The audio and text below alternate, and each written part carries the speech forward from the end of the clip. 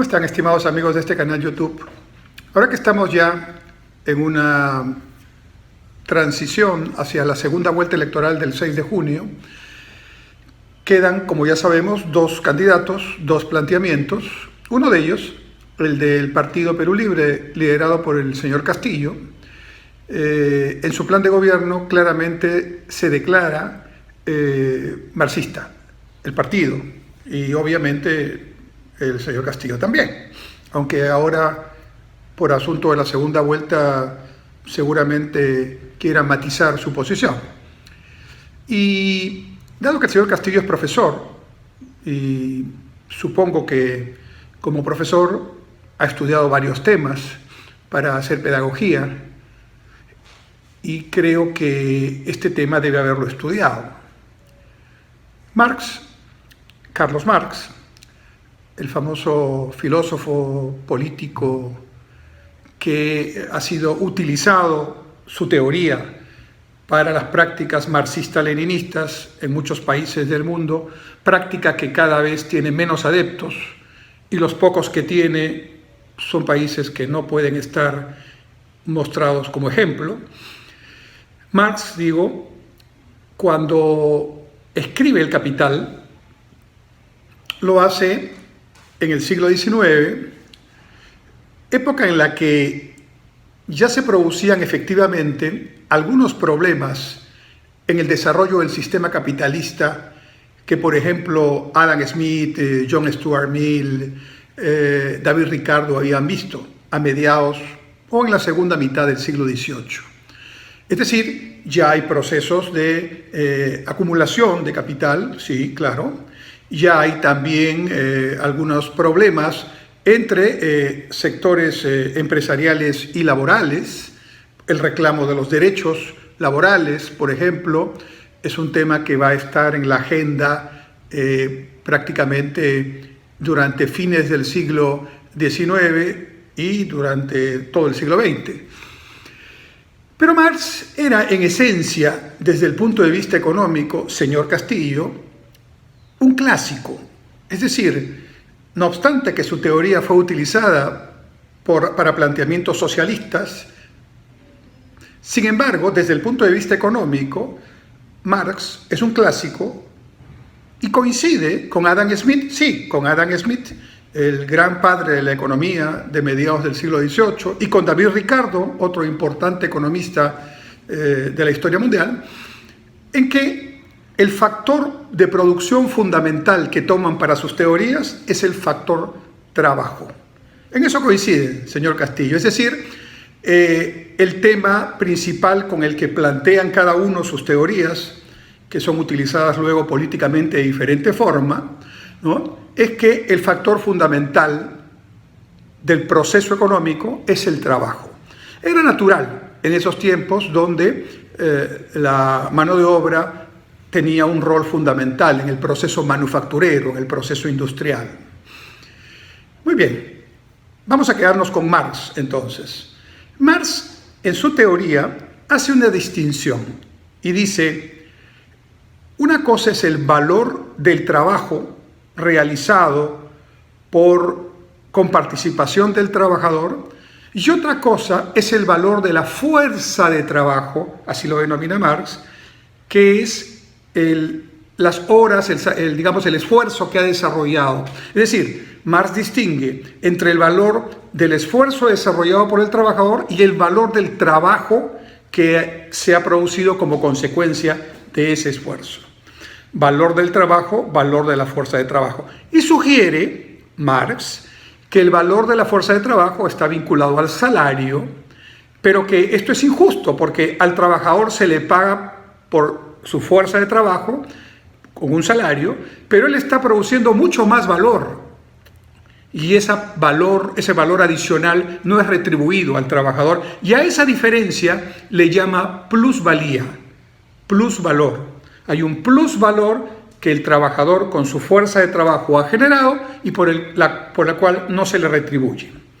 Esa es más o menos la lógica a partir de la cual genera Marx la teoría de que como hay esa plusvalía que se la aprovecha el capitalista, entonces ahí se está produciendo una explotación del trabajador y de ahí surge toda la teoría que plantea, con lucha de clases incluido, ¿no?, la reivindicación de los trabajadores en ese proceso. Tenemos varios temas que hay que discutir aquí, señor Castillo. El primero es que Marx, usted dice en su plan que el Partido Perú Libre es un partido marxista, se declara abiertamente marxista, ¿no? Marx no solamente no pudo mirar lo que ocurrió después en la economía mundial, que evidentemente ha puesto en contradicción varios de sus planteamientos, pero este tema en particular de considerar el valor de la fuerza de trabajo y el valor trabajo como la diferencia que genera la plusvalía y por lo tanto explica la explotación, es un tema que tiene un profundo defecto de origen. Marx y ningún clásico, incluido Smith, Ricardo, Say, ¿no?, todos los grandes clásicos de la economía política, no consideraron en su pensamiento, en su teoría, que para lograr una producción, una riqueza, no solo se necesita la intervención de la fuerza del trabajo, usando el término marxista, o sea, de los trabajadores, sino también de otros factores productivos. Ahí está un tema central que, por lo que lo escucho, señor Castillo, usted no llega a entender. Es decir, para generar la riqueza de la que usted tanto habla, que se han aprovechado unos y otros no, han podido, ¿no? Entonces, resulta que en esa riqueza, en esa producción que ha generado esa riqueza, intervienen no solo el factor trabajo, sino varios factores productivos.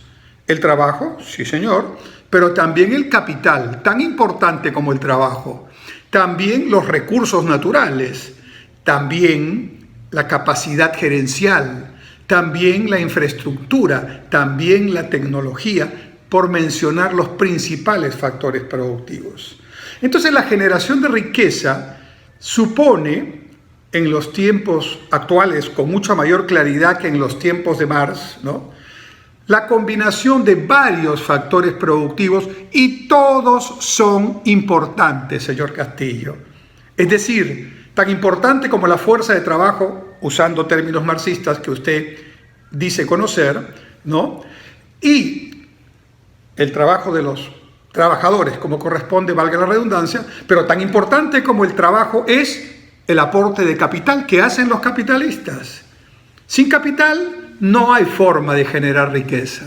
También es importante el aporte de los recursos naturales, que los aporta el Estado, generalmente, aunque también las comunidades que están allí en esos lugares donde están los recursos naturales.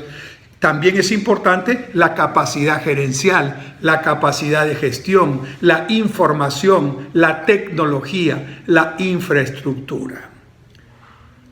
Si fuera cierto que solamente es el factor trabajo el que hay que considerar, siendo muy importante, ¿no?, entonces nosotros pues hace tiempo hubiéramos descubierto cómo desarrollar el Perú generando una condición mucho más adecuada para los trabajadores. Pero es que otros factores productivos igualmente importantes no los tenemos disponibles.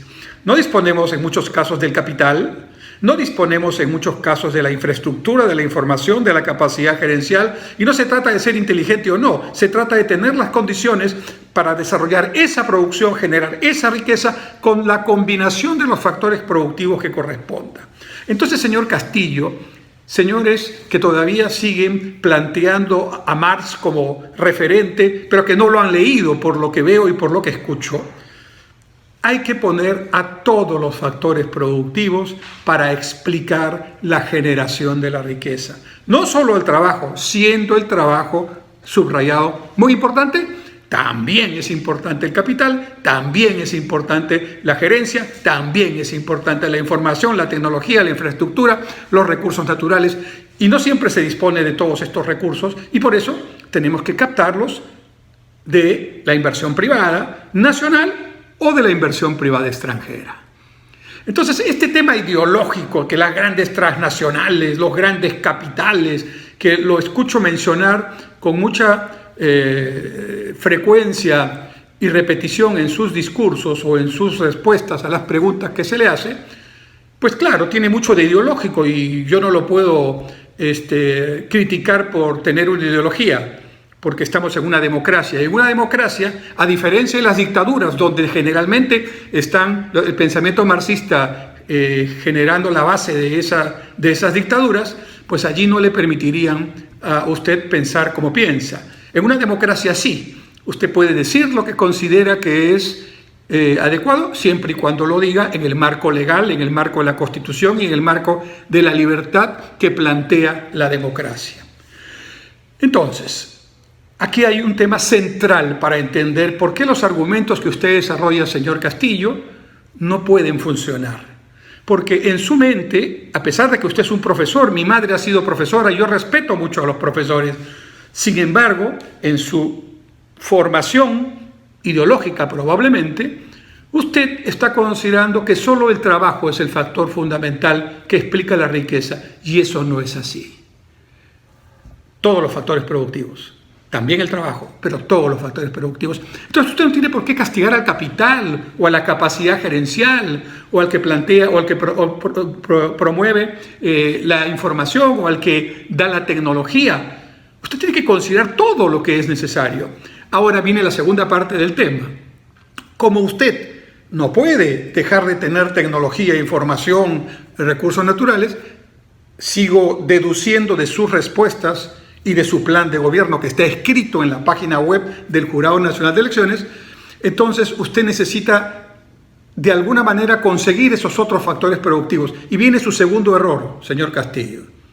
Y usted pretende que a falta de inversionistas, que usted los va a espantar solamente con el discurso, los espanta a todos los inversionistas, a los peruanos y a los extranjeros, ¿no? Usted pretende que esos otros factores productivos los brinde el Estado. Y ahí se equivoca.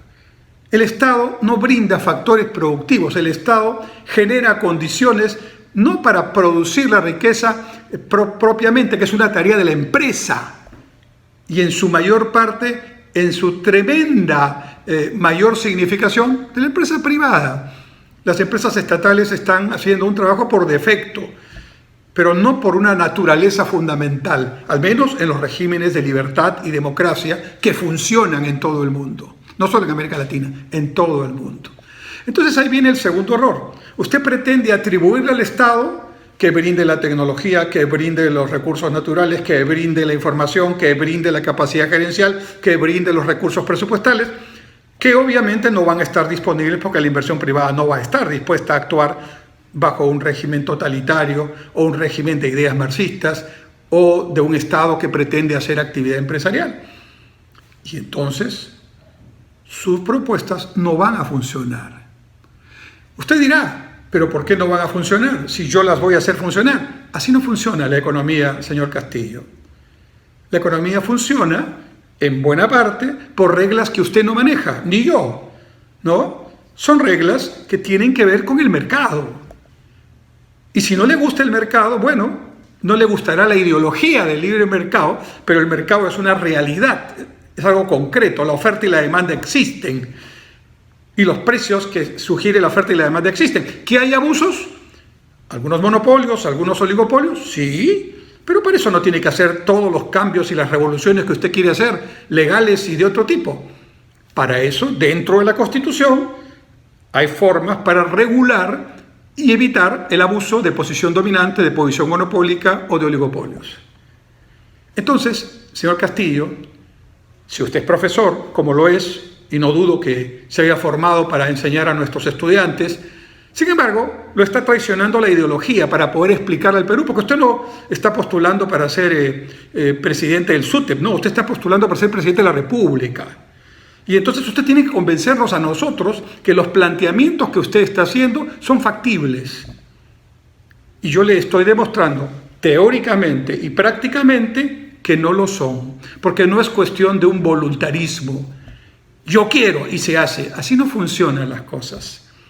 Ni el mercado es la panacea, ni el Estado puede entrar en actividades que ya quedó demostrado en el propio Perú, en los años 70 y 80, no funcionan. Ahora usted puede decir, pero no funcionó en esa época, pero conmigo sí va a funcionar. ¿Por qué tendríamos que creerle a usted que va a ser el único en el mundo donde sí va a funcionar? Porque le hago una pregunta, señor Castillo. Dígame un solo país en el mundo que sea exitoso donde funcionen los planteamientos que usted está haciendo. No me diga que me va a mencionar Cuba, un país al que yo respeto y quiero mucho por su población, por su historia, pero que definitivamente vive en unas condiciones realmente precarias, a pesar de tener una muy buena educación y una muy buena salud. Sin embargo, todo lo demás es precario en Cuba. Es una economía, es un país que ojalá en algún momento pueda tener mejores condiciones para beneficio de su población. No me diga que es Venezuela, porque solo tendríamos que hacer una pequeña encuesta entre los venezolanos que están aquí para ver lo que significan planteamientos como lo que usted señala. No me diga que es Bolivia, porque si bien es cierto, hay un régimen en Bolivia que tiene ideas muy parecidas a las suyas, o de las que usted se nutre, porque en su plan de gobierno dice que el referente que está tomando es el modelo boliviano, ¿no? Bueno, pero los análisis de Bolivia dicen claramente que este país va a tener en algún momento que realizar un ajuste en su economía, que va a ser un ajuste, lamentablemente, como todo ajuste, que va en perjuicio de los ciudadanos bolivianos. Es decir, tiene problemas fiscales serios. ¿Qué otro país me muestra, señor? Dígame uno, por favor. Todos los países de la Europa del Este que en algún momento tenían planteamientos parecidos ya están en otro camino. Se les llama economías de transición porque ya no están en el sistema socialista. Tampoco están en un sistema capitalista propiamente, pero no están en el que usted plantea. Ese ya es un pasado para ellos, históricamente hablando. ¿Cuál país? Dígame, y lo podemos discutir. Dígame, uno solo. No me va a poder decir, ¿sabe por qué? Porque no existe. Los países que triunfan, los países que han logrado para su población mejores condiciones de vida, son los países que han sabido articular condiciones de mercado para la función económica de sus empresas, ¿no? De las inversiones, libertades en lo que significa la democracia para profundizar algo que es fundamental a la esencia humana, la libertad, y además estados que sean eficientes y por lo tanto que puedan controlar, regular, que el mercado no abuse, pero de ninguna manera reemplazar al mercado o pretender ser empresas que hagan actividad productiva.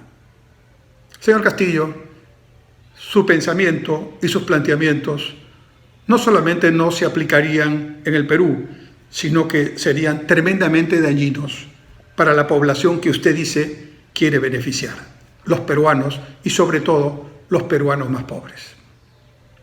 Muchas gracias.